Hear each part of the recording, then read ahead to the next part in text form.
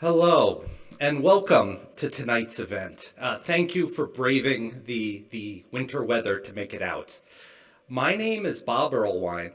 I'm a professor of religious studies in the Department of History and Philosophy, and I am the director of the Eastern Michigan University Center for Jewish Studies.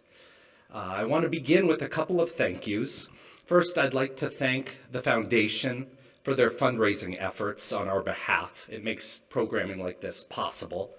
And I'd like to thank the Department of Women's and Gender Studies at EMU for co-sponsoring tonight's event with us. Quickly, a little bit of housekeeping. If you are an undergraduate student seeking LBC credit, you should make sure to give your EID to Theodore, who's sitting at the desk at the entrance. If you are a community member who's come out, we have parking vouchers for this event, so please, at the end of the talk, come see me, and I can get you a voucher that will cover your parking for tonight's event. Now, I want to quickly plug the next event that we are hosting. On March 27th, it's a Monday at 7 p.m. in this very room, we'll be hosting a book event for the relatively recently published, The Ones Who Remember.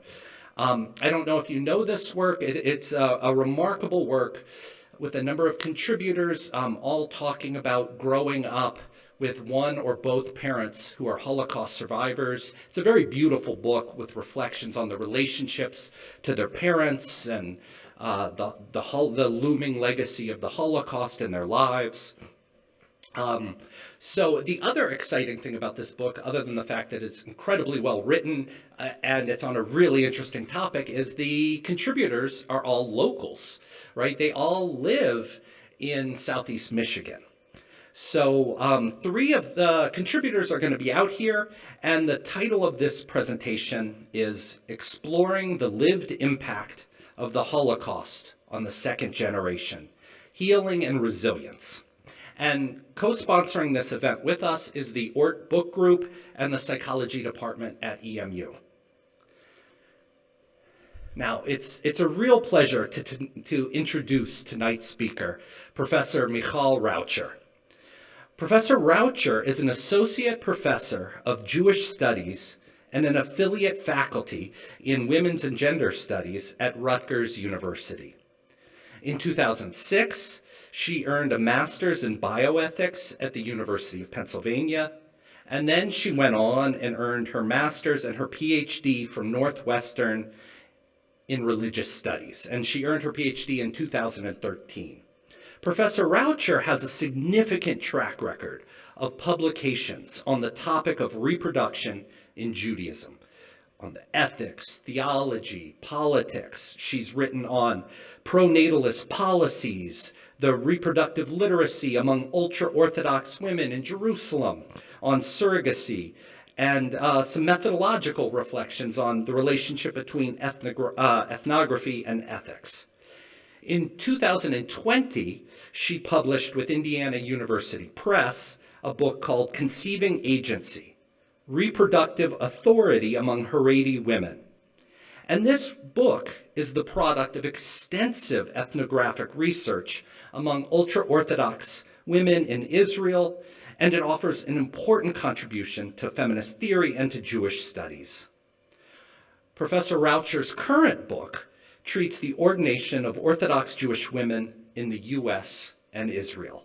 And tonight, Professor Raucher we have the privilege of having Professor Raucher speaking to us, and the title of tonight's talk is Jews for Choice, How Are Jews Advocating for Abortion Rights? Professor Raucher, will you please come to the podium?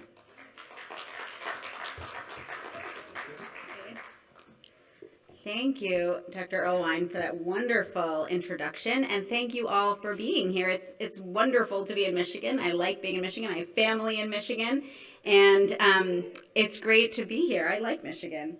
I feel like you can't come to Michigan and not say you like it, but I do.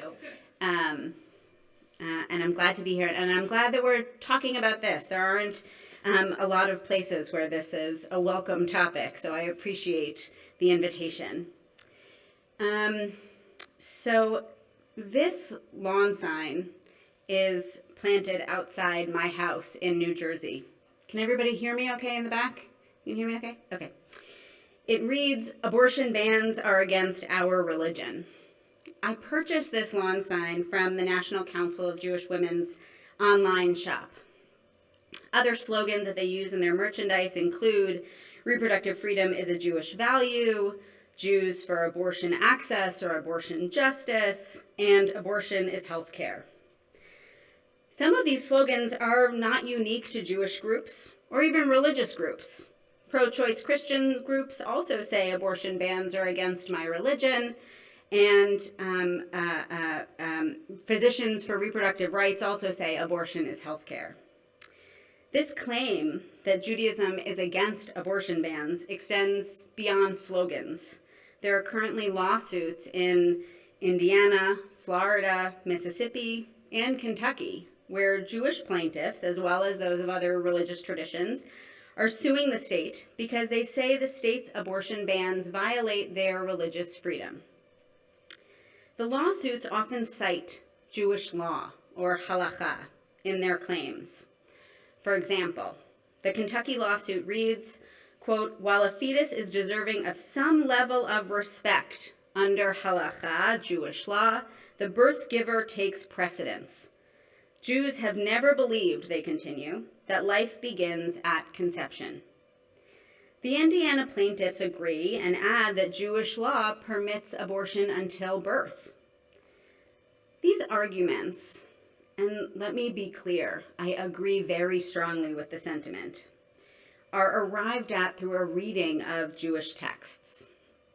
NCJW, arguably the National Council of Jewish Women, arguably the leader of Jewish political activism around abortion these days, has compiled various source sheets and prepared rabbis with texts to make this claim. In an essay published in The Atlantic in mid-June 2022, just a week or so before the Dobbs decision, Rabbi Danya Ruttenberg wrote, "My activism is grounded both in Jewish law and in my tradition's understanding of our profound commitments to one another." Ruttenberg is the scholar in residence at the National Council of Jewish Women, and with her team, she's amassed almost 2,000 rabbis, cantors, and Jewish educators around the United States to advocate for abortion. NCJW provides these rabbis for repro, as they're called, with source sheets and frequently speaks at advocacy gatherings by teaching these particular Jewish legal sources. If you've been to a class about abortion and Judaism in the last few years, you probably used a source sheet with a few commonly taught sources from the Bible, Mishnah, and Talmud, various rabbinic teachings. This loyalty to texts is part of a broader trend in American Judaism. Jews search for texts that can speak to Jewish perspectives on X, insert your topic. Jews use texts because they seem authentic, they're old, they're written, authored by men. They can be put on a source sheet and made bite-sized. In this way, they're catchy in advocacy work. Jewish philosopher Emily Filler observes how Jews tend to select texts that they think are usable in a particular political moment, though she argues that in doing so, they avoid the interpretive challenges of those texts. Filler looks at the persistent use of justice, justice shall you pursue in social justice organizing. She argues that the exhortation to pursue justice is not even the entirety of the verse, let alone necessarily illustrative of any broader context.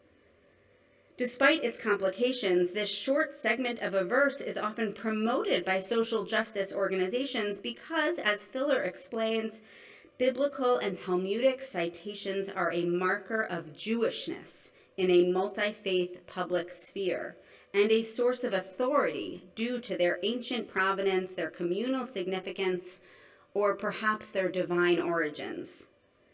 This approach avoids the difficult questions both within the texts and outside of it. Filler refers to this method of selecting text for the purpose of presenting a or even the Jewish position on some contemporary issue as the hermeneutics of ease. She instead calls for interpretive honesty. While I agree with the sentiment that Judaism is opposed to abortion bans, and while I show up as a Jew to advocate for abortion access and justice, I also want to see something different from Jewish pro-choice activism. I want to see something different for a few reasons. First, it's difficult for me to support the claim that Jews do not believe life begins at conception. This claim is arrived at through texts I'll share below, but I know Jews, and perhaps you know Jews, who have had to terminate wanted pregnancies or who experienced miscarriages and felt very strongly that the fetus they were carrying was a life. Anthropologists of reproduction have demonstrated that the way people feel about a fetus, the level of connection they have to a fetus, the way they talk about it, the way they might treat it as a baby or a child or a sibling, is often correlated with the degree to which they wanted or planned to keep that pregnancy. The second reason it's difficult for me to support the claim that abortion bans are against Judaism is that in its current manifestation, this argument reduces the entire religion to a selection of Jewish texts. If I were a scholar of rabbinic Judaism, I might object to the selection part of that statement. I might say there are dozens, if not hundreds more texts that speak about fetuses, pregnancy, or abortion. But I'm not a scholar of rabbinic texts. Instead, I'm a person who studies live Jews. I conduct interviews and observations, often called ethnography, with Jewish communities. And I'm a feminist ethicist, which for me means I'm focused on women's moral experiences. My goal as a feminist ethicist is to ameliorate the oppression of any group of people, particularly those with marginalized gender identities. So I don't believe Judaism can or should be reduced to texts, because that would overlook the opinions, histories, and experiences of Jews. Furthermore, defining Judaism as a selection of texts that, let's be honest, are not known or followed by many Jews, is a reification of a Judaism that many people do not accept. For so many of us, and here I'm including ultra-Orthodox Jews who I interviewed for my first book, rabbis and rabbinic texts are not a consideration, or at least not the only consideration, in reproductive decisions. Judaism is what Jews make of it. Judaism is a lived religion. As such, I argue that Jewish activism around abortion can be rooted in the history of Jews' involvement in reproductive politics, the opinions of Jews who support abortion, and the experiences of Jews who have had abortions. This is the kind of Jewish pro-choice movement I want to sketch for you tonight. So my talk will proceed in 4 parts. First, I will provide a brief overview of the textual sources that we usually turn to, and I'll show why I think those sources are not doing what we want them to do in public abortion discourse. Then I'm going to turn to Jews who have supported abortion in the last century. Jews in America have historically advocated for reproductive rights. Next, we'll see that a majority of Jews in the U.S. currently, and for the last several years, have supported legal access to abortion in all or most cases. And finally, I will share a few narratives from Jews who've had abortions. Sharing these stories is part of the abortion advocacy movement. I want us to hear them and think of them, too, as representing Judaism's support of abortion. So the texts. Judaism has a rich textual tradition that informs, at least in part, Jewish legal rulings and some Jews' opinions. Although, as I mentioned, there are many more sources that could be explored regarding abortion, there is a small group of texts that are most frequently referenced. And 2 primary conclusions have come out of those sources. The first is that the status of a fetus in utero is not equivalent to the status of a person. particularly the status of a person gestating the fetus. This conclusion is first derived from the reading of this passage, a story in the book of Exodus, the second book of the Hebrew Bible. In this passage, two men are fighting with each other, and in the course of their fight, they strike a pregnant woman who's standing off to the side. A miscarriage results. Now, according to Jewish readings of this passage, and it's been read differently by Christians because of a different translation, the punishment for miscarriage is a fine that the person who struck the pregnant woman has to pay to the pregnant woman's husband. If the pregnant woman dies, however, then the person who struck her is liable for the death penalty. This passage is the fundamental passage that informs centuries of rabbinic understandings about the value of the fetus being less than the value of a born living person. Although there is evidence that abortions were procured in late antiquity, the rabbis of the Mishnah are actually not particularly concerned with abortion. Instead, they seem concerned with figuring out when the fetus becomes a person ensouled and what kinds of legal rights it might have. Yet, this text in Exodus and the rabbinic texts that follow informed, from what we know, a certain acceptability of abortion. Rabbinic texts that do not mention the permissibility of abortion consider it to be permissible until birth. Notoriously, the medieval French commentator Rabbi Shlomo Yitzchaki Rashi writes persuasively that the fetus does not become a person, a nephesh, until its head exits the birth canal. But this shifted in the 12th century, which brings me to the second conclusion derived from Jewish readings of texts. There must be a reason or a justification, the texts claim, for abortion. In the 12th century, Maimonides, or Rambam, changed the narrative around abortion. Maimonides shifted course with Rashi. In his Mishnah Torah, he saw the fetus as a person, permitting it to be killed only if the continuation of the pregnancy threatened a mother's life. Over the centuries that followed, some rabbinic authorities have read this very narrowly, like Rabbi Unterman, eventually the chief rabbi of Israel, who equated abortion to murder if the mother's life is not directly threatened. Others have read this more generously. In the 17th century, Rabbi Trani permitted an abortion when the continuation of a pregnancy might injure a woman physically. In the 18th century, Rabbi Emden in Germany permitted an abortion in the case of a pregnancy that was the result of an adulterous affair. Also in the 18th century, Rabbi Yehuda ibn Ayash wrote that abortion was permissible if a woman was caring for other children and was concerned about whether her current children would survive if she had another one. And in the 19th century, Rabbi Mordechai Winkler permitted abortion when a woman's mental health was in danger. And in the 20th century, one of the chief rabbis of Israel, Rabbi Ben Zion Uziel, permitted abortion for a woman at risk of deafness due to her pregnancy, and for another woman who had an affair and got pregnant. Another Israeli rabbi, Eliezer Waldenberg, permitted abortion through the second trimester when a fetal anomaly or disability was discovered. While their conclusions differ, they agree that an abortion can only be permitted if there is a reason they deem to be good enough. This led to centuries of rabbis making rulings about abortion that are reason-dependent. Christian ethicist Rebecca Todd Peters calls this kind of discourse around abortion the justification framework. This framework starts from the assumption that abortion is morally wrong, but can be permitted, that is, justified in certain circumstances. This approach is rooted, in the U.S. at least, in late 19th century white Christian opposition to abortion among white women.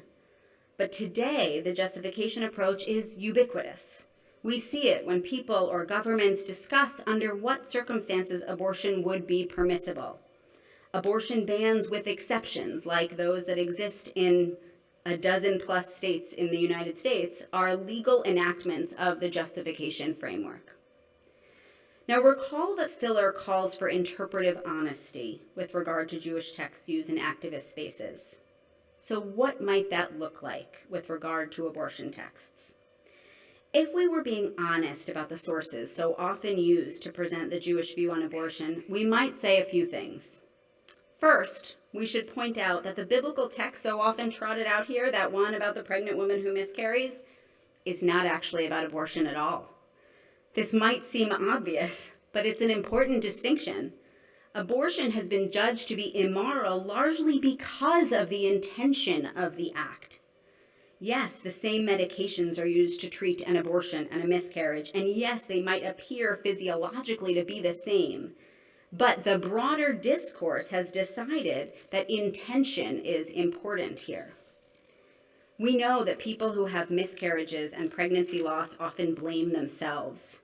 Then they might feel like society or their community is in some way blaming them as well. This is tragic. Now, inasmuch as the blame relates to gender norms and what women's bodies are, quote, supposed to do, miscarriage and abortion are related to each other. However, to use a text about miscarriage in the conversation about abortion is to skirt what many have determined to be at least one of the significant moral questions: whether someone should deliberately end a pregnancy. We should also point out that this text is problematic because the pregnant person is a mere bystander here.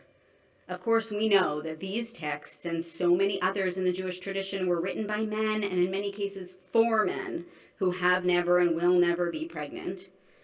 The experiences of pregnancy loss, and abortion are foreign to them. The rabbinic discourse that follows about pregnancy and birth is, in this way, not just ethically problematic, but often riddled with misunderstandings about women's anatomy. Feminist ethicists have long critiqued the reliance on halakha, Jewish law, and ethical discourse for precisely this reason. Jewish law is not an objective view from nowhere, but rather a view from a particular male experience. In an environment where the Christian right, mostly Catholics and evangelicals, have defined religion as anti-abortion in the United States, but more broadly have made it clear that religion should be seen as authoritative regarding abortion, Jewish groups have joined this conversation. In that context, the impulse to use texts is understandable. The texts are part of Jewish capitulation to Protestant definitions of religion in the United States. These sources are a way of presenting Jewish belief on a topic like abortion through easy-to-digest texts. But that's not what religion is, and it certainly isn't what Judaism is. For Jews, religion is community-oriented and rich with ritual and practice. And Judaism is individualized, too. For some, texts might be the backbone of their communities, of their communities and rituals, but other factors are also important. So now I want to turn to some of those other factors that I believe describe Jewish pro-choice activism and should be more represented in advocacy. So first, Jews in America have advocated for reproductive rights. For over a century, Jews have been involved in the family planning movement. Emma Goldman and others were among the first activists to advocate for sexual and reproductive freedom. They were attuned to the concerns of immigrant women who knew that having fewer children would allow them to go to school and have careers, bring their families out of poverty, and build an American life. Margaret Sanger, who was a pioneer of the birth control movement in the 1910s, employed Jewish doctors and nurses when other places refused to hire Jews. Sanger's birth control movement transformed into Planned Parenthood. And in 1948, Lena Levine, a Jewish obstetrician and gynecologist, founded the International Planned Parenthood Federation. This picture in the middle is of Lena Levine and Margaret Sanger here. In the 1960s, Jewish women and men helped women get abortions before they were legal. Heather Booth, a Jewish student at the University of Chicago at the time, started the abortion counseling service of Women's Liberation, otherwise known as the Janes, an underground abortion service that assisted more than 11,000 women in ending their pregnancies prior to Roe v. Wade. More Jewish women served as Janes during the 1960s and 70s. Several rabbis were also part of the Clergy Consultation Service on Abortion, a group of over 1,000 clergy across the U.S. who helped women get abortions. Jewish feminists have also contributed a great deal to the reproductive rights movement. Two Jewish women, Ellen Willis and Shulamith Firestone, started Red Stockings in 1969. Red Stockings was a radical feminist group founded in New York City whose goal was to defend and advance the women's liberation agenda. In March 1969, just a month after their founding, Red Stockings hosted a speak out about abortion. At Judson Memorial Church in Greenwich Village, a dozen women told a crowd of several hundred about their own abortions. Joyce Antler, a historian and activist in the movement, writes, quote, "The effect was electric, sending shockwaves through the community and the nation and helping to lead a groundswell of action against illegal abortion." A couple years later, before Roe v. Wade, 53 American women listed their names in Ms. Magazine and proclaimed, "We have had abortions." On that list were Jewish feminists like Gloria Steinem, Nora Ephron, Letty Cotton Pogrebin, and Susan Sontag. The National Council of Jewish Women has also been part of reproductive health, rights, and justice movement for over a century. Most recently, they've been lobbying Congress and organizing rabbis, cantors, and Jewish educators to advocate for reproductive justice. Although these rabbis do not represent the entirety of the Jewish response to Dobbs, Rabbis for Repro is a remarkable expression of Jewish religious support for abortion and reproductive justice. In the last few years, as it became clear that the right to abortion was under threat, we've seen more rabbinic organizations publish statements and resolutions supporting abortion more than ever before. Even rabbinic organizations that have a history of expressing ambivalent feelings about abortion are now strong supporters of the practice. See, for example, these two statements, one from the Rabbinical Assembly of the Conservative Movement in 2022. They state, "Based on our understanding of Jewish tradition and religious freedom, the RA, the Rabbinical Assembly, supports the right to full access for those who need abortions to the entire spectrum of reproductive health care and opposes all efforts by governmental, private entities, or individuals to limit or dismantle such access." And in 2014, the Religious Action Center of the Union for Reform Judaism wrote, "The Reform movement's advocacy around reproductive rights is grounded in a careful reading of text and tradition. The rabbis teach that life is sacred and held that the life and well-being of an existing life must be prioritized over the possibility of potential life." There are also statements from others, like the ultra-Orthodox Jews group Agudat Israel, that expresses their disapproval with Roe and welcome it being overturned. But in the last few years, the majority of statements from rabbinic organizations have been statements of support. What's clear from the history of abortion and reproductive rights advocacy in the United States is that Jews have a long history in this movement. Jews were among the early facilitators of abortion access. Jewish feminists have advocated for reproductive rights and helped people get abortions, and Jewish religious groups have participated in the public discourse as supporters of abortion rights. Okay. Polls also show that Jews support abortion. So in early 2023, I know this, this isn't so small. Well, okay. In 2023, the Public Religion Research Institute released a new survey of attitudes. 2023, I don't know if I said that. A new survey of attitudes towards abortion in the United States. The majority of most religious groups say that abortion should be legal in all or most cases. That's these shades of blue here. So you've got UUs, unaffiliated Jewish, Buddhist, Black Protestant, Catholics of color. These are all majority. All these blue shades are supporting legal abortion. This has increased slightly for most groups in the last year. Among 565 Jews surveyed, 44% believe abortion should be legal in all cases, 35% believe abortion should be legal in most cases, and then 14% believe it should be illegal in most cases, and 6% say it should be illegal in all cases. These are roughly the same numbers that we saw for Jews in 2018, the last time PRRI released this data about religious views around abortion. Another survey of Jewish views on abortion, this one conducted by the Pew Research Center and released also earlier this year, reveals that among 847 Jews polled, 83% of them say that abortion should be legal in all or most cases. This is at least 20 percentage points higher than the general public support for abortion in the United States. And as you see on this table, public support or opposition to abortion has remained somewhat stable for the last 30 years. So the dark blue line is support for legal abortion, and the light blue line is low, but this is over the last 30 years, it's mostly stable. Ever since the late 1970s, when Catholics, Mormons, and evangelical Christians formed a coalition to oppose abortion, religion appears to many people to be opposed to abortion. So when we see these numbers demonstrating much more diversity, both between and within religious groups, and much more support for abortion among Jews and many Christians, people are surprised. But what do these numbers really mean?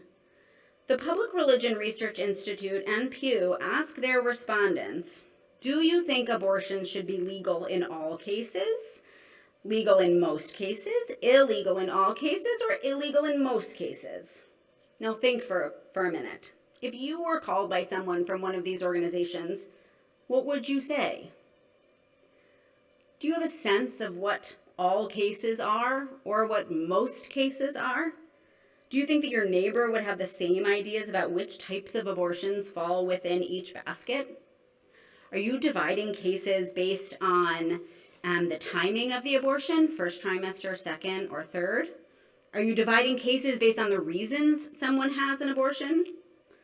Could you be thinking about cases based on the methods used to procure an abortion, medication, or surgical?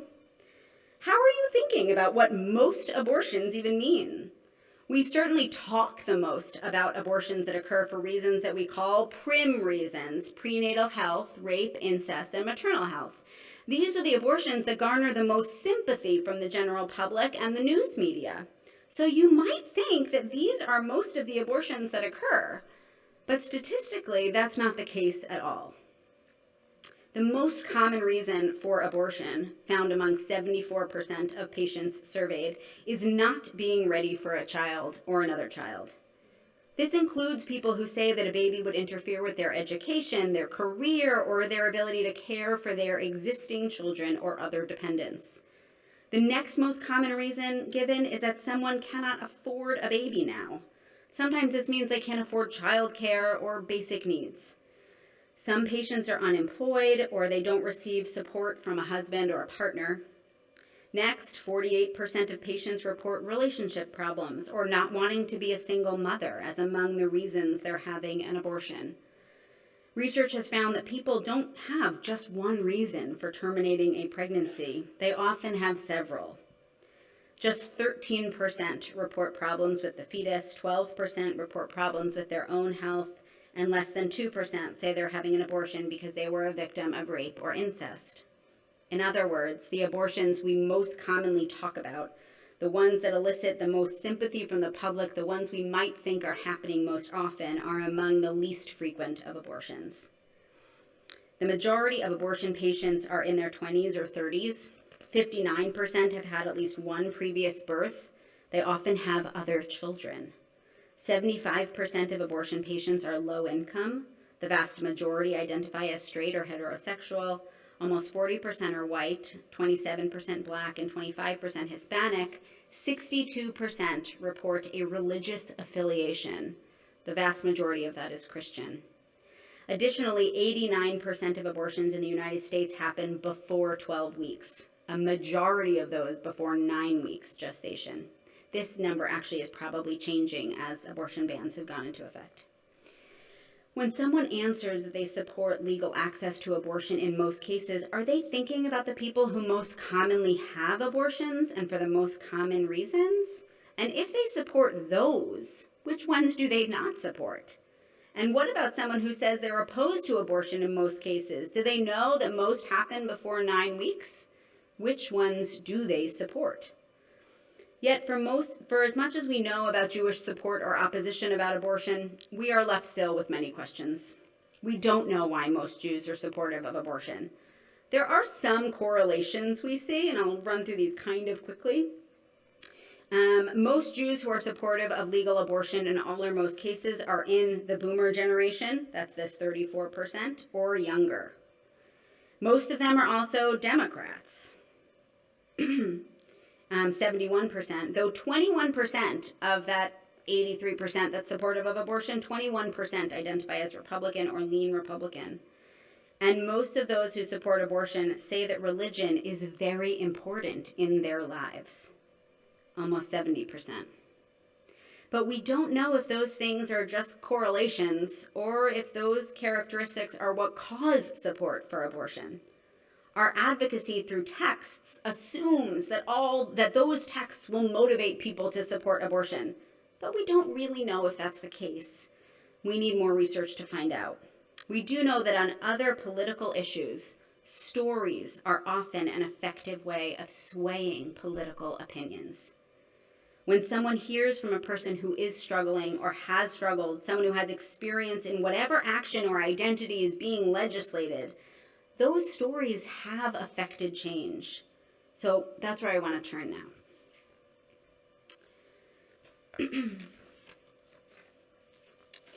Why is it so important to listen to these abortion stories? Abortion in general is shamed. People who have abortions feel shame. There has been a movement to encourage people who have had abortions to speak out about their abortions. And Jews are no exception. So many of these narratives include feelings of shame or secrecy, which is not the same as regret. They are confident of their decision, but they're fearful of what others might say, how others might judge them. Now, it's curious to find these kinds of sentiments in Jewish narratives of abortion if Judaism so profoundly supports abortion. If this is the case, and such a widely held belief, or a fundamental belief about Judaism, as those texts would have us believe, then why do Jews feel shame about their abortions? In part, it's because we tend to think that Jews don't have abortions, but they do, and they should be part of this advocacy work as well. We have a few published narratives about abortion among Jews in the United States. These narratives were written by brave individuals who felt it was important to share their stories. Many are part of a growing trend to #ShoutYourAbortion.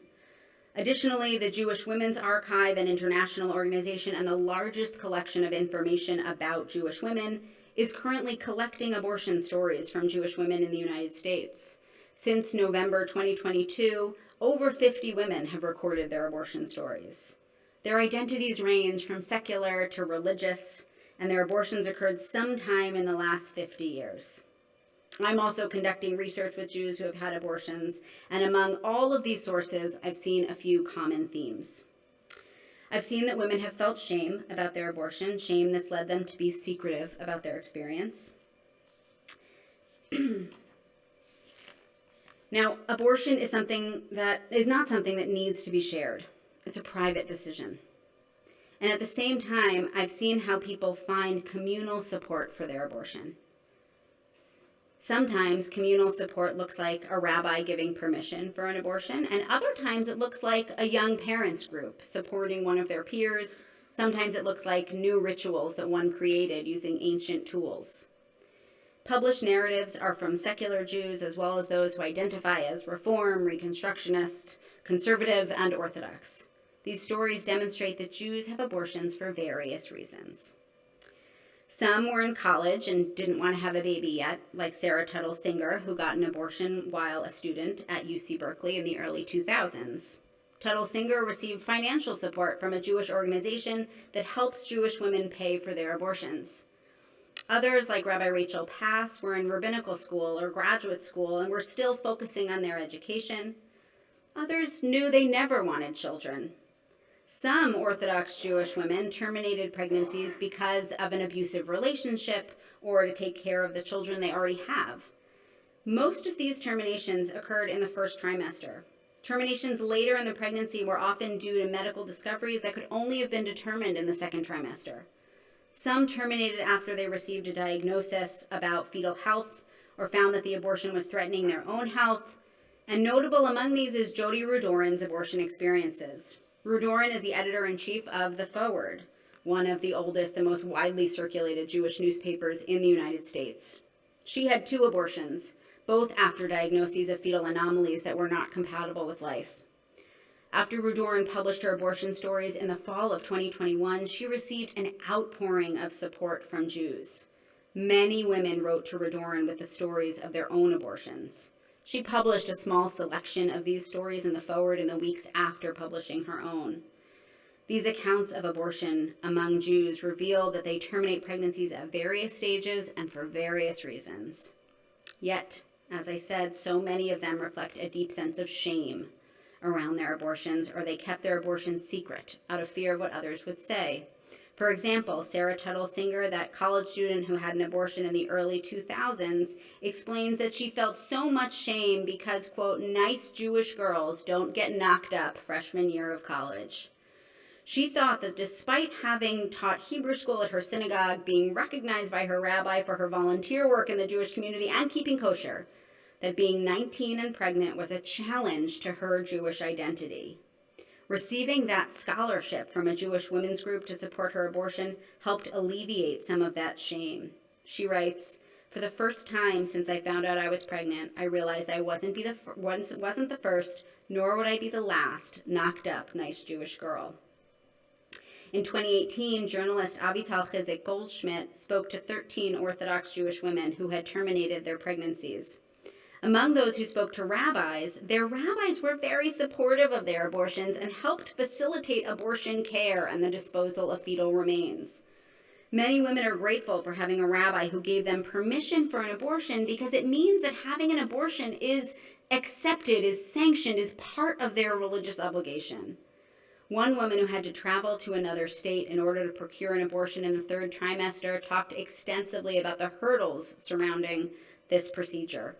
And yet, she stated, Baruch Hashem, thank God we had a Rav, a rabbi, a wonderful posek, a rabbinic decisor, who was really amazing, who helped us through the entire process, helped us understand this experience through halakha. We found so much comfort in the fact that halakha, that Jewish law, had an answer, a system with which we could deal with the loss. Even among Orthodox Jewish women who might normally consult with a rabbi as part of their religious expression, they may not consult with a rabbi before terminating a pregnancy. It's not uncommon for Orthodox Jewish women to make reproductive decisions without consulting rabbinic authorities. They often feel empowered to make reproductive decisions on their own, including abortion and birth control, because reproduction is the area of their lives over which they are empowered to be authorities. An equal number of Orthodox Jewish women in Chizik Goldschmidt's sample did not consult rabbis, but were confident that abortion was a right decision with their faith. These terminations were also performed for various reasons and from various places during the pregnancy. Many Jews also find support from their Jewish communities when terminating pregnancies.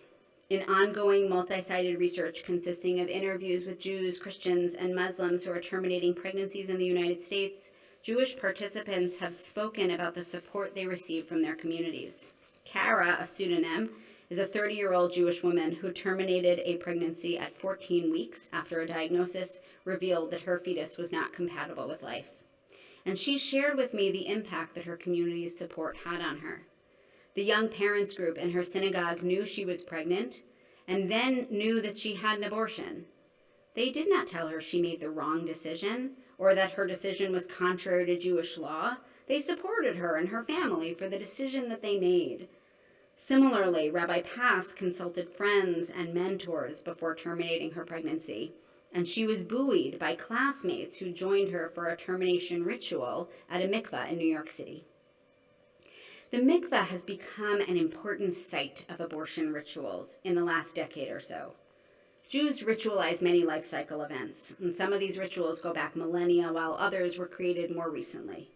Even those that go back millennia have been adapted and updated for different contexts to reflect communal values and interests. So using the mikveh is a canonical ritual that's been extended to mark abortions. This reflects the authenticity of the mikveh ritual and the way that pregnancy loss and abortion can be ritualized and made sacred. When Deborah Eisenbach Budner had an abortion, she said this blessing came to her. Bless you, Rachamema, compassionate nurturer of life, who helps us choose life. Addressing God in the feminine with the word Rachamema is a tradition that goes back. The words combine the Hebrew word for womb, rechem, the word for compassion, rachamim, and the word for mother, ima. The words at the end of the prayer, Livchor Chaim, to choose life, come from a passage in the book of Deuteronomy that reads, I have put before you today blessing and curse, life and death. Choose life. Although choose life has been co-opted by the anti-abortion movement to refer to fetal life, Jewish women who have had abortions interpret this line to mean that women can choose their lives.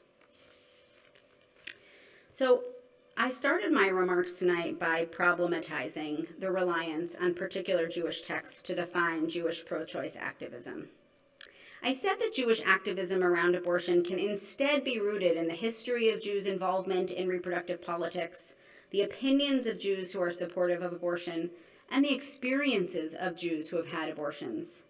This is the kind of Jewish pro-choice movement I want to see. This is what I want us to mean when we say abortion bans are against our religion. I don't claim to be politically savvy, and I don't understand all the legal maneuvers enough to know whether the approaches taken in the courts will be effective. Maybe, in order to participate in a government and a court system that has already defined religion as Christianity, we need to make Judaism sound like Christian doctrine, just with a slightly different conclusion. Or maybe the deck has been stacked against abortion rights for decades. Embedded within this approach, though, is a definition of Judaism as equivalent to Jewish law and defined by Jewish texts. This is not the way many, if not the majority of Jews, define their Judaism. And as the court cases are demonstrating, the opposition is questioning the sincerity of non-halachic Jews claiming Jewish law on abortion as that which drives their beliefs. But moreover, the Jewish textual approach is not a feminist approach. It's not reflective of the experiences of Jewish women and all those who experience pregnancy and birth. The texts objectify and overlook the experiences of people who can get pregnant. Judaism has a rich history, the population is deeply supportive of abortion, and individuals are ready to share their stories. So, here's what I would like to see from Jewish pro-choice activism going forward. I want to see t-shirts that say, I am Jewish and I've had an abortion. I want to put a lawn sign in front of my house that says Jews support abortion justice instead of Judaism supports abortion justice. I would wear a button that says Jews have abortions. I want more source sheets that document the history of Jews advocating for abortion justice, and other source sheets that use the voices of Jews who have had abortions as authoritative sources on Jewish views of abortion. All of this, too, is Judaism. So thank you.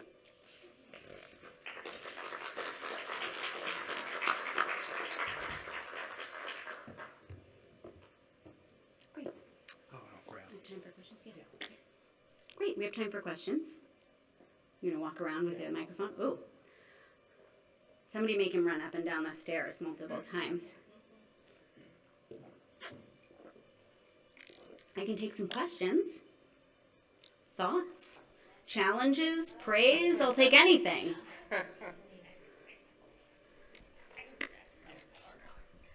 Hi. First of all, that was really inspired, really moving. My name's Decky, and so let me try to articulate this. One of your rationales or your thought about not using the Judaic text as a rationale, I guess my question is that the sort of counter movement is using text, actually biblical text, as the why we should not have abortions. So if you want to be political, wouldn't you want to use the kind of, I guess, weaponry that's being used from one side to the other? I understand the why from a spirited sense. Right. But from a political sense, it feels that we should use the textual rationale. Oh my God, I can't believe I articulated that. Okay. That was a great question. Yes.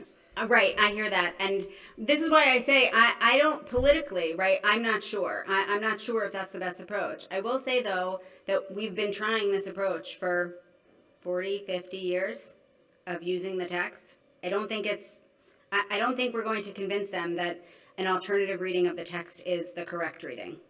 I think we lost that. I think, it's one thing to say, listen, different people have different readings, and let's agree to live in a pluralistic society, but that's not the debate. They're not going to, you know what I'm saying? Those who are reading the opposition that's reading those texts and reading them with the different conclusions is not interested in a pluralistic reading of the text or an alternative reading of the text.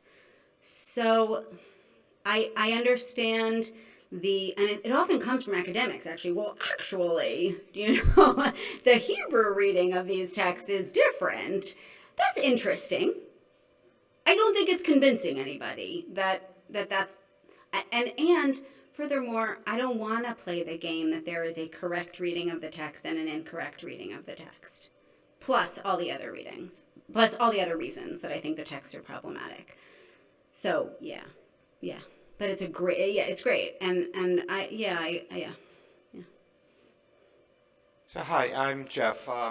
Jewish, pro-choice, and a political scientist. Great. And good. So maybe you can answer that question. Well, so piggybacking a little bit on where Decky is on her question, I just wonder if the language of abortion is so ingrained. I mean, I go back to the Clinton, Bill Clinton, right? Abortion should be safe, legal, and rare. And rare, I know. And I just wonder if it is so ingrained in the culture that one can be pro-choice, but one has to have that regret and that pain around it. That, I mean, I look at, the shirt, wearing a shirt that says, Jews have abortion, and my own political instincts wonder if that's pushing too far. And I don't know that you'll have an answer to that, but I'd love to hear you talk about that a little bit. Yeah, that's great. So and of course, that's actually part of the impulse behind Shout Your Abortion. It is to destigmatize. But you're right that there is this impulse. I can't tell you how many times I hear, I'm supportive of abortion, but not for me. I would never have an abortion.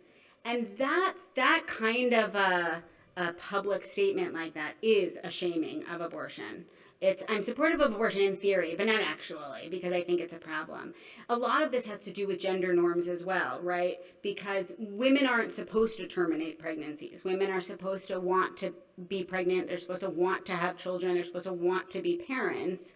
And so terminating pregnancies is not just about abortion. It's not just about fetuses. It's about challenging those gender norms that are also so ingrained. So for women to get up and be proud about having an abortion, right? It's the pride that is a challenge to that kind of rare thing, right? The safe, legal, and rare, right? The being proud of having an abortion, is a challenge to all that. But that's part of the narrative approach. That's part of why Share Your Abortion, I think, and Shout Your Abortion is the movement, because what has to happen is not just the political maneuvering, but the whole culture shift. There has to be a greater culture shift in this country around normalization of abortion as one part of the reproductive process, right? A huge percentage of pregnancies don't end in birth, and that has nothing to do with abortion, right? In other words, the process from sex to birth is not direct and universal. There's a lot of points of interruption there, and we have to normalize that, and that's why I think I'm not just thinking about what's going to be politically expedient. I'm trying to think, or effective, but rather, what is going to lead to that larger culture shift. Not to mention the fact that I think part of what these advocacy movements are trying to do is to garner support from people, right? So if 83% of Jews support legal access to abortion, then there should be more of a groundswell support among Jews. But instead you do get, and I speak a lot to Jewish communities that are still very kind of uncomfortable with abortion. So, and I think that's a lot of it too. Yeah. Hi, I'm Marty. Hi, Marty. Nice to have you here. Have you been here before? Yeah. So, I remember when those 50-plus women announced their abortion, and I remember that was like a really earth-shattering moment. I mean, these were really important people. we all got it to see who was on the list. Yeah. And you know, these were models for the community. I've got to say, I'm just a little nervous about announcing a position like Jews favor abortion or Jews have abortions, because I mean, in the America we live in right now, Yeah. somebody's going to say, I mean, Grandma Bobert is going to say, well, of course they do. And then in some ways we're marginalized twice. Yeah. And you know, how do you swing that? Yeah, it's a great question. There is a piece published in the Times, an op-ed by one of the authors, an author for Lilith magazine, a, you know, frankly feminist Jewish magazine. And she writes about the Jewish texts that are supportive of abortion. It was published just a couple years ago. You can find it easily. It's called Not All Religions Oppose Abortions or something like this. And part of what she says is that Jews aren't loud and proud about their abortions because of the fear of anti-Semitism that might come along. And, you know, there people still believe in conspiracy theories about blood libels and things like that, which, you know, can tie very neatly to abortion support. And also, she points out that abortion providers are frequently Jewish, and that the negative attention and the threats and the violence that abortion providers get. There's one whose name I'm blanking on, but who was murdered right outside his synagogue several years ago. It's not wrong. I don't know. Yeah, I'm not. I don't mean to dismiss the fear. Yeah, that's all. Yeah. It's not just the fear of violence. It's the sort of rhetorical concern also that it's also easily dismissed because Jews support abortion. Well, of course they do. They're Jews. What else would you expect? Right? Oh. I think that demographics has a lot to do with it. In terms of impact. And so, yeah, having come from New Jersey, I would put that sign in my yard. Right. Right. Here, where I live in Middle America, I would be much more uncomfortable putting that sign in my yard. And so I do think that, yeah, I'd wear that shirt back home in New Jersey and New York. But not here. Yeah. It's, I mean, when I lived in Texas, they were very surprised that my husband married me, even though he knew I was Jewish. Right. Are you more likely to wear the Judaism supports abortion instead of Jews support abortion? Is there a difference there? For me, Yeah. here, yes. Back home, no. So but what here I you'd be consider- more, I'm just trying to understand, here you'd be more comfortable wearing a shirt that says Judaism supports abortion Yes. instead of Jews. Yes. Why? Can you explain that to me? Because it, obviously Jews, it personalizes it. And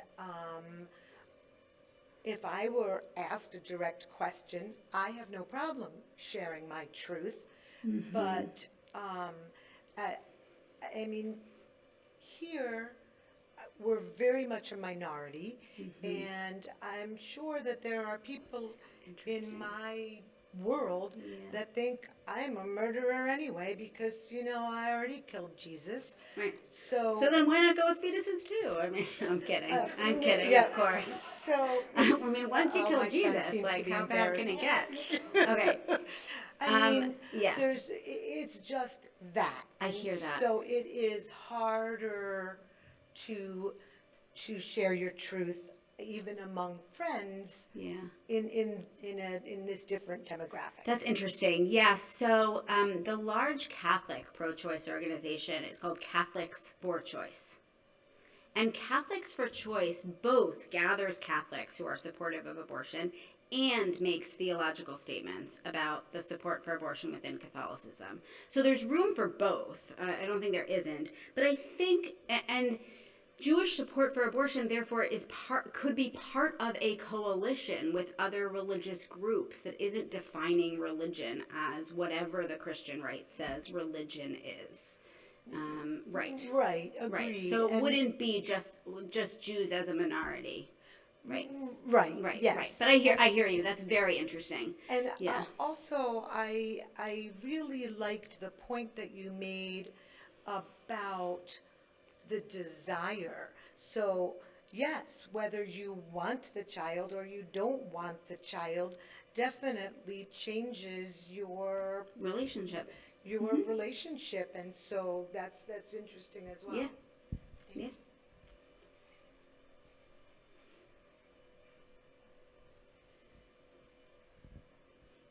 Obviously, the issue of abortion is the lightning rod, but I'd love to hear your thoughts about other aspects of reproductive rights that might be shared where we could kind of nibble at the edges in terms of trying to reach common ground that isn't such a hotbed issue as abortion.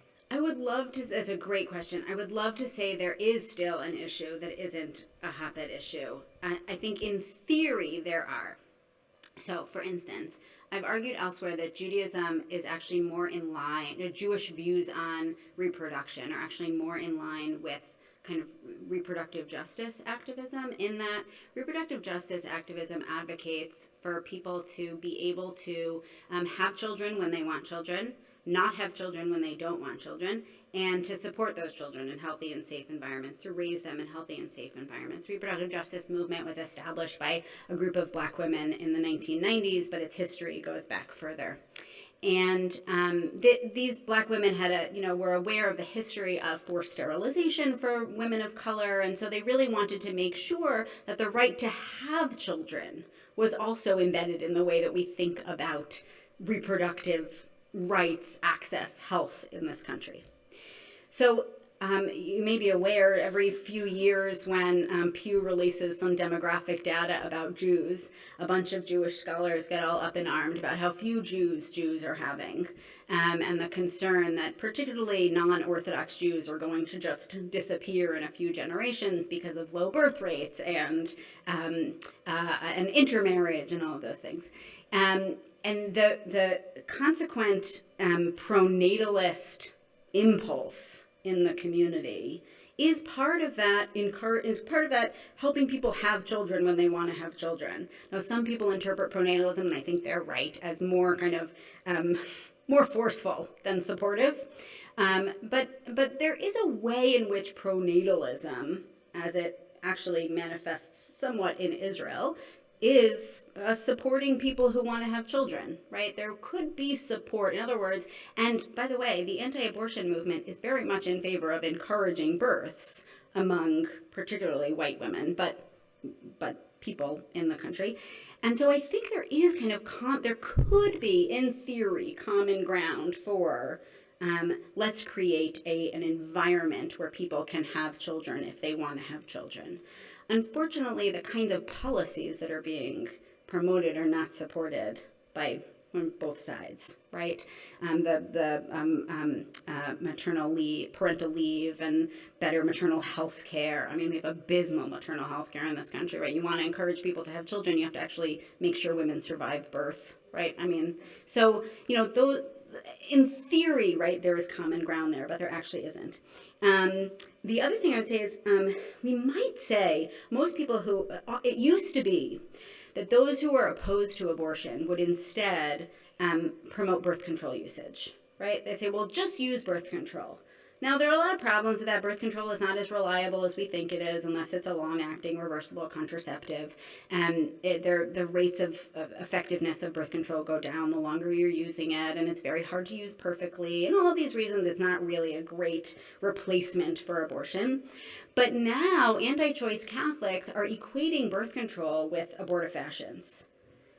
So they don't even want people to use birth control because birth control, they say, is a form of abortion. This is not medically the case at all, but they have even left that ground as a possibility. So it's like, in theory, yes. Also, there was a time, maybe. I don't think so now. But it's a good question.